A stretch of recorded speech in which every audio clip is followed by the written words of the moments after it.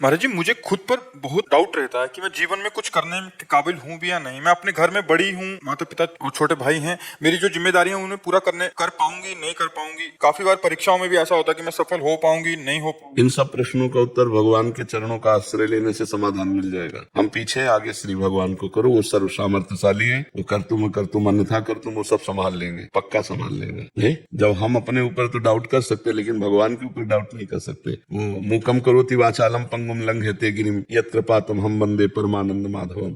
मतलब भगवान का भरोसा मतलब विजय ही विजय है। ईमानदारी से सच्चाई से चलो और भगवान का भरोसा करो, वही सर्व सामर्थ्य प्रदान करने वाले हैं। बकाया इस संसार में कोई सफल हो सके बड़ा मुश्किल है। कदम कदम पर यहाँ संघर्ष है। आप सफलता की ऊंचाई पर चढ़ रहे हो, 20 की नजर आपको गिराने पे है। भगवान का सहारा लिए बिना इस संसार में चलना बड़ा मुश्किल है। जब भगवान का सहारा लेते तो लगता है ये क्या है। जब भगवान मेरे साथ है, मैं सत्य से चल रहा हूँ, तो फिर ये क्या है, ये कुछ नहीं बिगाड़ सकता और कोई कुछ नहीं बिगाड़ सकता। और भगवान का भरोसा नहीं है तो कदम कदम पे माया फंसाती चली जाती है। और देखो ज्यादातर लोग डिप्रेशन में जा रहे हैं। अधिकतर आपको देखने को मिलेगा कि मानसिक उलझन में फंसे। अब जैसे आप इसी उलझन में फंसी रहो और आपको निष्कर्ष ना मिले तो दिमाग की शक्ति कमजोर होती चली जाएगी और आप एकदम व्यर्थ के चिंतन में अपने आप को डाल देंगे। हमें लगता है अगर हम नाम जप करें, सत्संग सुने, अच्छे आचरण करें और अपने आगे श्री भगवान को रखें, जहां भी चले भगवान को आगे रखें। मेरे साथ भगवान, जब सर्वत्र है भगवान तो मेरे साथ भी है भगवान। मैं पूरा नहीं कर सकते, लेकिन मेरे में भगवान ऐसा ज्ञान देंगे, ऐसा बल देंगे कि मैं पूरा कर सकते हैं। बिल्कुल पक्का आप निश्चिंत रहो, भगवान की शरण में होकर भगवान ही पूर्ण करने वाले हैं। अगर उनको आगे रखोगे तो डाउट खत्म हो जाएगा, संशय खत्म हो जाएगा। और आप रहोगे तो डाउट है। निश्चिंत किस पर हो? डाउट, हाँ, केवल भगवान पर नहीं। डाउट तो वो जो हमारे संग चल रहा है वही छूट कर देगा। कोई डर ही नहीं रहता गुरुजी, भगवान का नाम लेते हैं तो कोई डर नहीं। अब जैसे हम 13 वर्ष की अवस्था में घर से निकले थे तो मन ने यही कहा था कि खाओगे कहाँ और कौन तुम्हारा साथ देगा। बच्चे थे ना, तो एक ही उत्तर अंदर से निकला था, भगवान। और उसी उत्तर ने आज तक बिल्कुल परिपक्व रखा है, बहुत बचा के रखा है। बहुत सी ऐसा थोड़ी कि इतना बड़ा जीवन का मार्ग ऐसे कट जाता है। बड़ी विपत्तियां, बड़े अव्यवस्थाएं, बड़ी, तो उन सबको सहने की सामर्थ्य भगवान देते हैं, कदम कदम पर चलने की सामर्थ्य भगवान देते हैं। इसलिए हमें लगता है सबको अपने आगे भगवान को रखना चाहिए। जैसे अर्जुन ने आगे रखा ना भगवान को, सारथी के रूप। चलाओ आप महाराज, जीवन की गाड़ी जिधर चलाओगे मैं आपको ही साथ लेकर चलूंगा और आप ही साथी मेरे हो। वो कभी हार नहीं सकता, वो जीतेगा। उसकी हार भी जीत में बदल जाएगी, उसकी विपत्ति भी संपत्ति प्रदान करने वाली, उसका दुख भी सुख प्रदान करने वाला बन जाता है, जो आनंद सिंधु भगवान को अपने साथ रखता है। गुरुदेव, गुरु के रूप में धारण करने की क्या प्रक्रिया है? क्या गुरु स्वयं अपने अनुयायी को चयन करते हैं? दोनों प्रकार की प्रक्रिया है। कभी कभी अधिकारी शिष्य को गुरु खोज लेते हैं, कभी कभी शिष्य को गुरु की खोज करनी पड़ती है। जो अधिकारी शिष्य होते, भजन परिपक्व हो गया है तो बस अमृत डालना है, नाम अमृत डाल दिया, उज्जवल प्रकाश हो गया। और कभी कभी अधिकारी गुरु की खोज शिष्य को करनी पड़ती है, दोनों को करनी पड़ती है।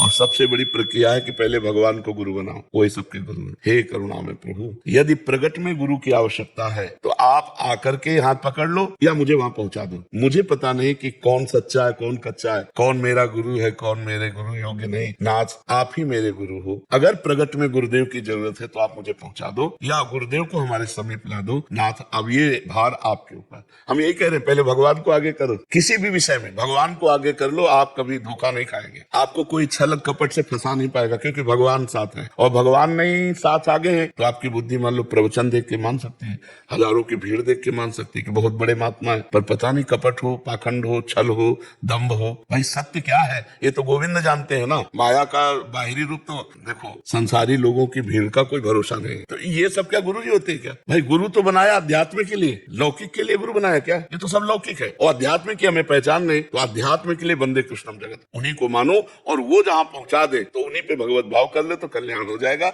सबसे बड़ी प्रक्रिया, पहले भगवान को गुरु मानो और फिर जब भगवान गुरु के रूप में मिल जाए तो गुरु साक्षात परब्रह्म। फिर उनमें संत बुद्धि या मनुष्य बुद्धि मत रखो, साक्षात परब्रह्म परमात्मा हमारे गुरुदेव, और बस उनकी आज्ञा पर तो भगवत प्राप्ति निश्चित। भगवान की कृपा से गुरु की प्राप्ति, गुरु की कृपा से भगवान की प्राप्ति। राधे राधे महाराज जी। महाराज जी, श्री कृष्ण जी ने नंद बाबा और यशोदा मैया को अपने साथ क्यों नहीं रखा? ये कह रहे हैं कि जब हमारे यहाँ प्रश्न होता है अपने जीवन को सुधारने का, भगवान और श्री कृष्ण और श्री राम पर इतने हम न बुद्धिमान है न तुम बुद्धिमान हो कि अचिंत्य गति लीला संपन्न भगवान की लीलाओं में प्रश्न कर सके। समझ रहे ना? हम अपना प्रश्न करें और हम आपका उत्तर दें। आपके जीवन में भगवान का कितना अस्तित्व है, आप कितनी साधना करते हैं, आप अपने धर्म का कितना पालन करते हैं, हमारा प्रश्न उत्तर इसके लिए होता है। भगवान अचिंत्य लीला शक्ति, जहां ब्रह्मा की भी खोपड़ी नहीं काम करती, वहां ब्रह्मा के द्वारा हमारी बनाई गई खोपड़ी है, तो हमारी तुम्हारी खोपड़ी प्रश्न उत्तर लीला में नहीं, सिद्धांत पे। लीला पे तो किसी की बुद्धि काम नहीं करेगी। ब्रह्मा जी ने देखा कि भगवान के सखा अहिर बालक गोप सखा पहले छाक स्वयं पीते हैं और मीठी लगी, कन्हैया के मुंह में से मुंह से डाल है, और वो हंस में विराजमान अगासुर का उद्धार देखकर वही खड़े थे कि ये ब्रह्म है, ये परमात्मा है कि अहिर बालक अपने मुख से झूठा उसके मुख में डाल रहे हैं। तभी कहा इसकी लीला देखी जाए कि परमात्मा कैसा है। तो सब बछड़े गायब कर दिए, जब बछड़े ढूंढने गए तो सब सखा गायब कर दिए, तो सरकार सब बछड़े सब सखा स्वयं बन गए। अब ब्रह्मा जी 1 वर्ष में जब लौट के आए तो देखा सखा और बछड़ों के साथ भगवान खेल रहे हैं, तो ब्रह्मलोक में गए तो सखा बछड़े वहां सो रहे हैं। अब उनको पहचानना मुश्किल हो गया कि सत्य कौन है, कहां पे गए, हम तुम ब्रह्मा की खोपड़ी के बनाए हुए हैं, और ब्रह्मा की खोपड़ी कहां पे गई जिनकी लीला में। तो हमें लगता है उस लीला के विषय में कैसे जानकारी कर सकोगे। तो हमें लगता है अपने और हमारे विषय में चर्चा हो तो बहुत अच्छा निष्कर्ष निकलेगा। उस अचिंत्य महाशक्ति के विषय में हम क्या बोल सकते हैं, समझ रहे हो ना। वो जो भी करता है वो करता है, वो करता है, वो जो भी करता है वो उसके विधान में होता है। बस इतनी बात समझ लो। अपने प्रेमियों को कभी एक क्षण नहीं छोड़ता। यशोदा मैया और नंद बाबा से कभी एक पग एक पल भगवान कभी बिलग नहीं हुए। वो तो यशोदा मैया है, वो तो नंद बाबा है, हम प्रेमानंद है, हमसे अलग नहीं है। तो उनसे कैसे अलग हो सकते हैं, हम तो साधन करके उनके चरण में आए हैं। वो तो सिद्ध महापुरुष हैं, उनसे कैसे अलग हो सकते हैं। छिन छिन बिहरत संग। अब वो दृष्टि, वो भाव, वो ज्ञान जब तक नहीं प्राप्त होगा तो ब्रह्मा चकरा गए ना कि ये ब्रह्म है, तो फिर आपको लगेगा ये ब्रह्म कैसी लीला करता है। तो हमें लगता है भगवान की लीलाएं गाएं और सुन सुनकर आनंदित हो और स्वयं परमार्थ पे चले, तब हमें भगवान की लीलाओं का रसास्वादन होगा। हम सही माने में लीला तभी जान पाएंगे जब हमारा हृदय पवित्र हो। पवित्र हृदय से भगवान की लीलाएं नहीं। भगवान ने माखन चुराया, लेकिन भगवान ने क्या कैसे माखन चुराया, अब जब चरित्र हम गाए हैं तो उसमें किया कभी सुनो ना। भगवान की लीलाओं का रहस्य जाने बिना भगवान को कैसे आप जान सकते हो। भगवान ने हजारों गोपियों के साथ रास किया, नृत्य किया। अब वो गोपियां कौन है, श्रुति की ऋचाएं, वेद की ऋचाएं, वो दंडकारण के तपस्वी मुनि जो ब्रह्माकार वृत्ति को प्राप्त है, वो भगवान के भाव में। जैसे हम लोगों का भाव है सहचरी भाव, तो देखने में हम पुरुष हैं लेकिन भाव में हम प्रियाजू की सहचरी है।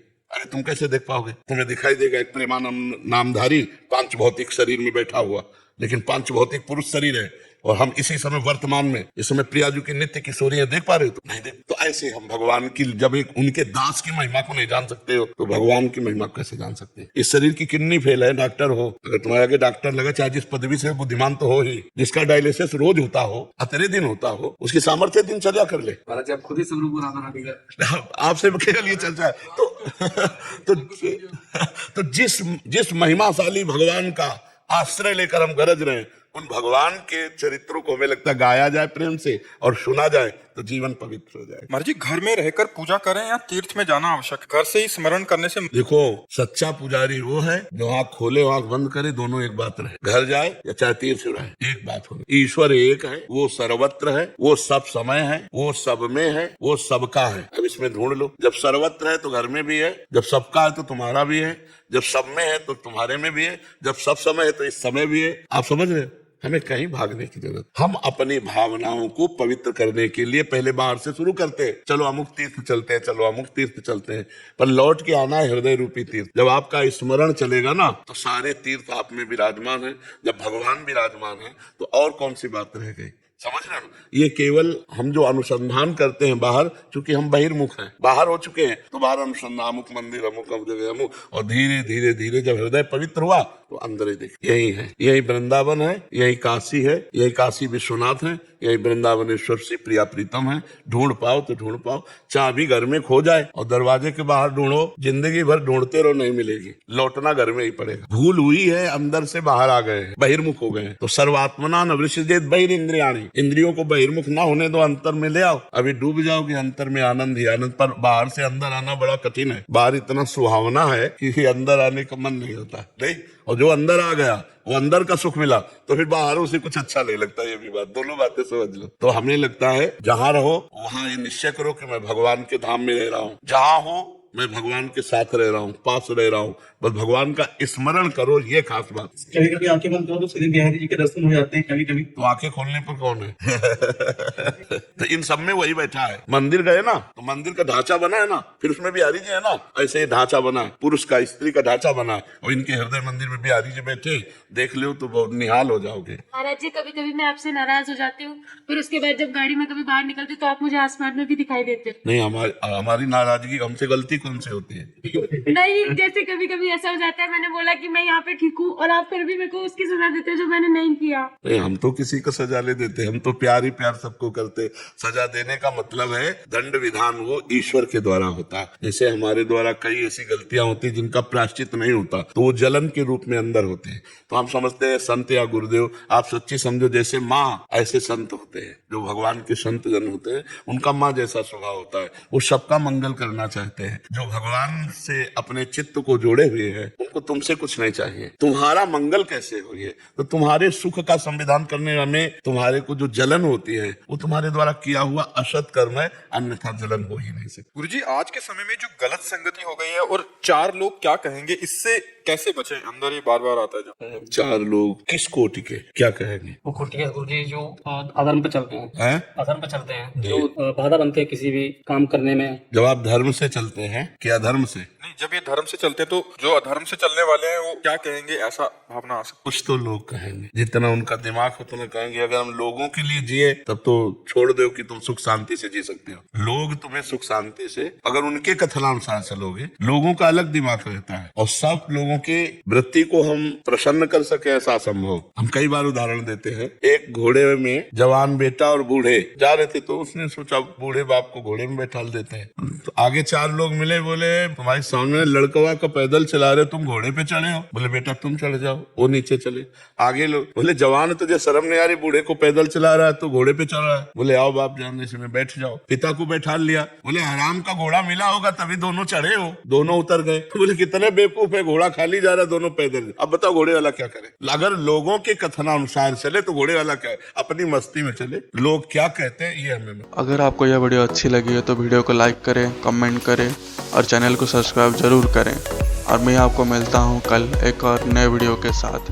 राधे राधे।